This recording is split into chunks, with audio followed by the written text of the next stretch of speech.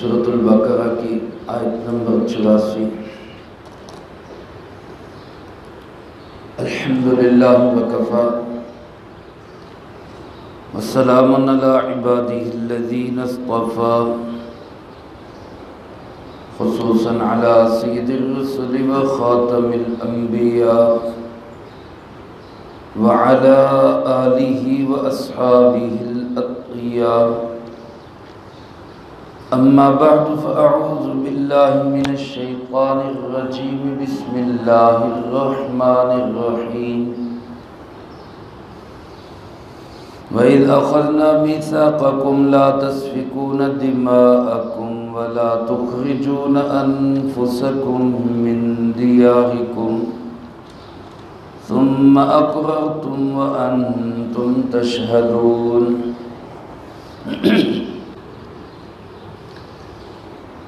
وَإِذْ أَخَذْنَا مِيثَاقَكُمْ، اور وہ وقت یاد کرو جب ہم نے تم سے میثاق لیا، لا تسفکون دماءکم، کہ تم خون ریزی نہیں کرو گے آپس میں، ولا تخرجون انفسکم من دیارکم، اور اپنے ہی ساتھیوں کو اپنے گھروں سے جلا وطن نہیں کرو گے، ثم اقررتم، پھر تم نے اس کا اقرار کیا، وانتم تشہدون، اور تم اس کے گواہ بھی تھے۔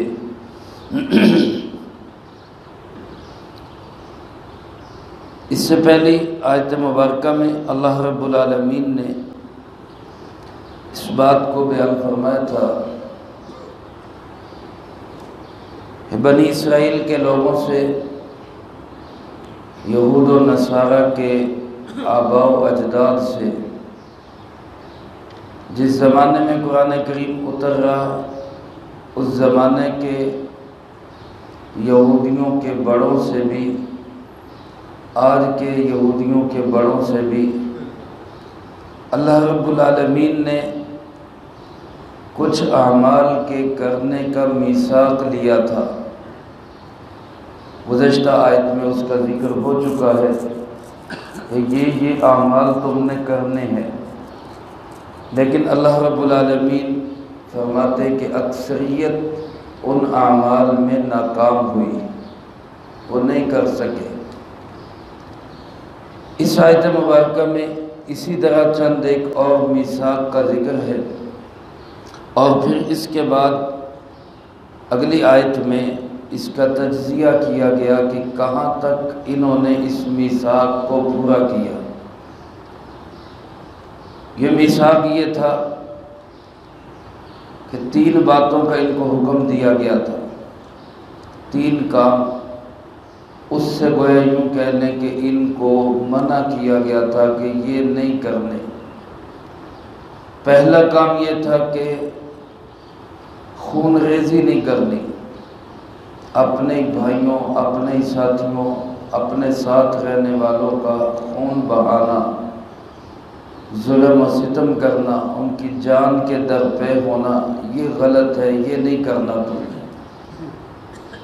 دوسرا حکم ان کو یہ دیا گیا تھا کہ اپنے ساتھیوں کو، اپنے علاقے کے لوگوں کو، اپنی برادری، کنبے، قبیلے کے لوگوں کو اتنا تنگ نہیں کرنا کہ وہ علاقہ چھوڑنے پہ مجبور ہو جائیں۔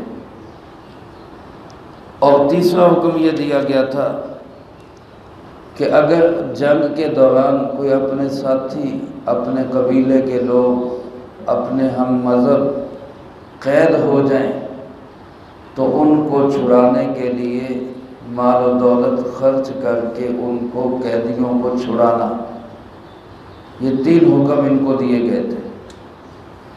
اس پہلی آیت مبارکہ میں اللہ پاک نے پہلی 2 چیزوں کے میثاق کا ذکر کیا کہ ہم نے تم سے میثاق لیا، لا تسفکون دماءکم، آپس میں خون ریزی نہیں کرو گے، ولا تخرجون انفسکم من دیارکم، اور اپنے آپ کو ہی اپنے گھروں سے نہیں نکالو گے، اپنے آپ کو نہ نکالنے کا مطلب یعنی اپنے ہم مذہب، اپنے دوست، اپنے ساتھی، اپنے قریب رہنے والے، ان کو اتنا تنگ نہیں کرو گے کہ وہ علاقہ چھوڑنے پہ مجبور ہو جائیں، جلا وطن ہو جائیں۔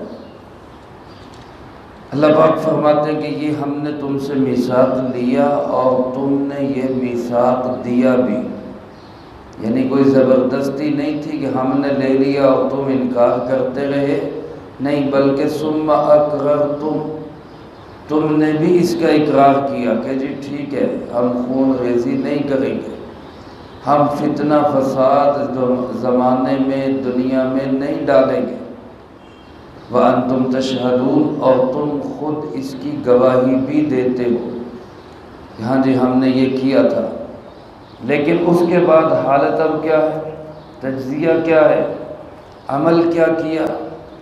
اللہ پاک فرماتے ثم انتم ہؤلاء، پھر تم ہی ہو وہ لوگ، تم ہی ہو وہ لوگ تقتلون انفسکم، آپس میں ایک دوسرے کو قتل کرتے ہو، وتخرجون فریقا منکم من دیارہم، اور تمہیں میں سے ایک گروہ اپنے ہی بندوں کو ان کے گھروں کو چھوڑنے پہ مجبور کرتا ہے۔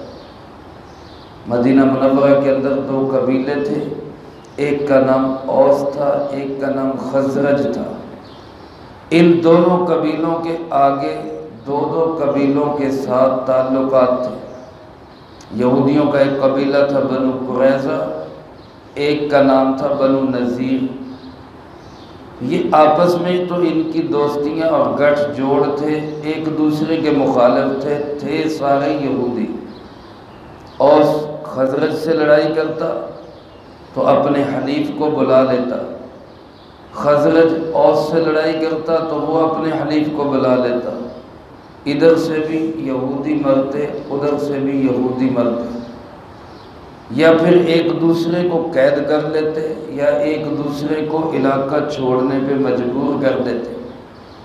اللہ پاک فرماتے ہیں تظاہرون علیہم بالاسم والعدوان، تم ایک دوسرے پہ غالب آنے کی کوشش کرتے، چڑھائی کرتے، ظلم کے ساتھ اور گناہ کے ساتھ۔ گناہ اس طرح کہ اللہ کی نافرمانی کرتے، اور ظلم اس طرح کہ کمزوروں کے اوپر تم ظلم کیا کرتے تھے، ان کی خون ریزی کرتے، ان کے ساتھ زیادتیاں کیا کرتے تھے۔ یہ دو عمل تو ان کے ایسے انہوں نے اللہ کا میثاق توڑا۔ اور تیسرا کام جو تھا وَإِن يَأْتُوكُمْ أُسَارَىٰ تُفَادُوهُمْ، اگر تمہارے پاس قیدی لائے جاتے تو تم ان کا فدیہ دیتے، وَهُوَ مُحَرَّمٌ عَلَيْكُمْ إِخْرَاجُهُمْ، حالانکہ ان کا جلا وطن کرنا بھی حرام تھا۔ قیدیوں کا فدیہ دینے کے لیے بڑھ چڑھ کے آگے بڑھتے، جب کسی سے کہا جاتا بھی یہ قیدیوں کا فدیہ کیوں دیتے ہو، اتنا کیوں اس کے لیے اپیلیں کرتے ہو، تو کہتے جی ہمیں حکم دیا گیا۔ اور پھر کہا جاتا کہ تمہیں حکم تو یہ بھی دیا گیا کہ فساد نہ کرو، لڑائی کرو ہی نہ جس سے قیدی بنتے ہیں، تو کہتے جی کیا کریں جی، پھر برادری کا ساتھ دینا پڑتا ہے۔ یعنی اللہ کا ایک حکم مانتے جو اپنے آپ کو اچھا لگتا، اور وہ حکم چھوڑ دیتے جو اپنے آپ کو اچھا نہیں لگتا تھا۔ اسی کو اللہ پاک نے فرمایا افتؤمنون ببعض الکتاب وتکفرون ببعض، کتاب کے کچھ حصے پہ ایمان رکھتے ہو اور کچھ حصے کا انکار کرتے ہو، یہ کیا طریقہ ہے تمہارا؟ میرے محترم دوستو، ذرا تھوڑی دیر کے لیے رک کے ہم اپنے آپ پہ غور کریں، آج ہماری صورتحال کیا ہو چکی ہے؟ کیا یہ بدعملیاں ہمارے اندر نہیں آ گئی؟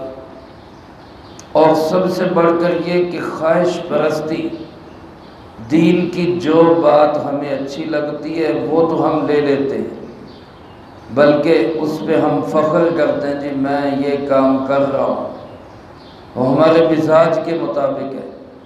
اور دین کی جو بات ہمارے مزاج کے خلاف ہو، طبیعت کے خلاف ہو، اس کو ہم چھوڑ دیتے ہیں اور پرواہ بھی نہیں کرتے۔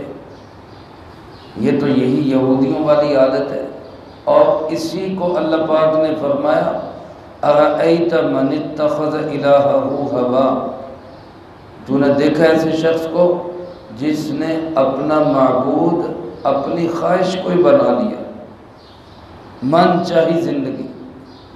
آج دین کے نام پہ بھی ہمارے اندر یہ بات پیدا ہو گئی ہے، یہ چیز مجھے اچھی لگتی ہے لہذا میں نے کرنی ہے، چاہے اسلام میں حکم ہے یا نہیں، اور یہ چیز مجھے اچھی نہیں لگتی لہذا چاہے اسلام میں حکم بھی ہے میں نے پھر بھی نہیں ماننی اسلام۔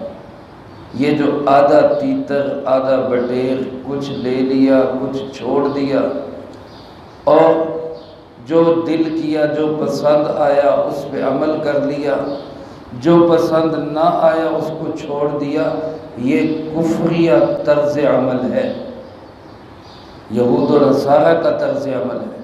مسلمان میں تو یہ نہیں ہونا چاہیے۔ مسلمان کیسا ہونا چاہیے؟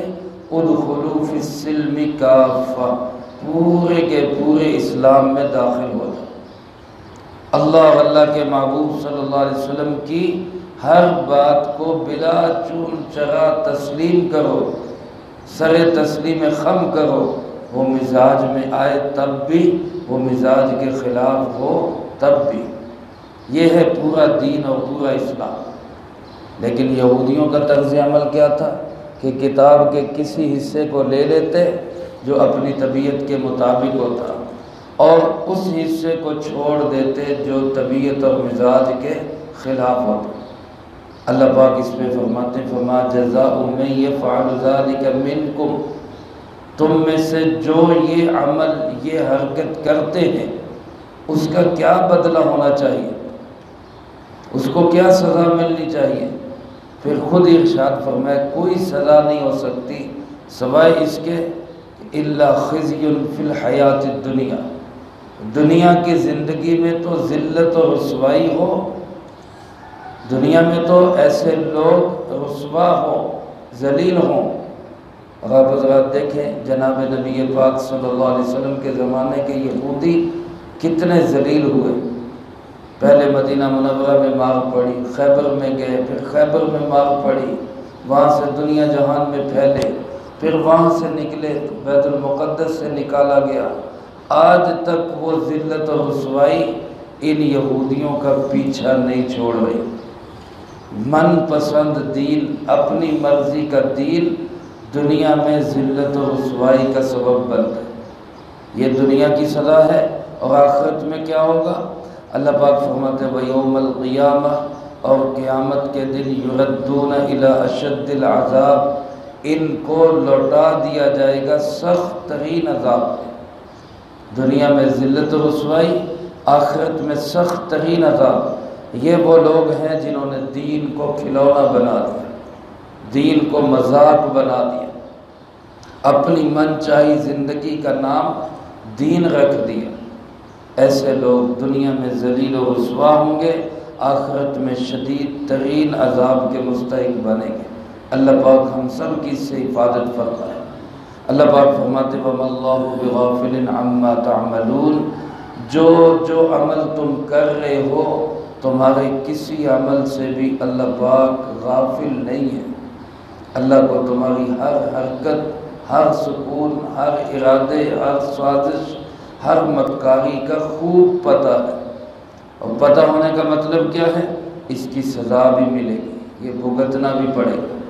تو میرے محترم دوستو، خلاصہ یہی ہے کہ یہود و نصارہ کا طرز عمل یہ تھا کہ وہ من چاہا دین قبول کرتے تھے، اپنی پسند کے مسائل پہ عمل کرتے، جو مسئلہ اپنے مزاج یا مفاد کے خلاف ہوتا اس میں دین کو چھوڑ دیا کرتے تھے۔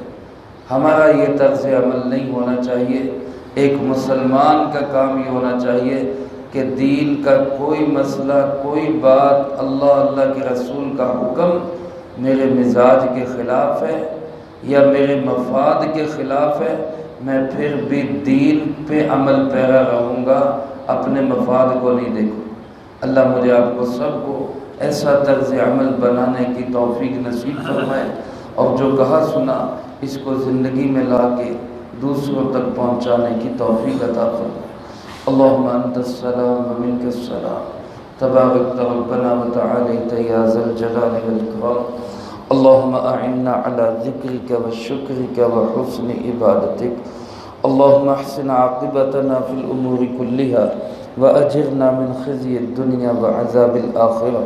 اللهم باقية كباقية الوليد، اللهم استر عوراتنا وآمن روعاتنا، اللهم إنا نجعلك في نحورهم ونعوذ بك من شرورهم، اللهم اكفنا بحلالك عن حرامك وأغننا بفضلك عمن سواك، اللهم اكفنا كل مهم من حيث شئت ومن أين شئت، رب اغفر وارحم وأنت خير الراحمين، رب ارحمهما كما ربياني صغيرا، اللهم ربنا تقبل منا إنك أنت السميع العليم وتب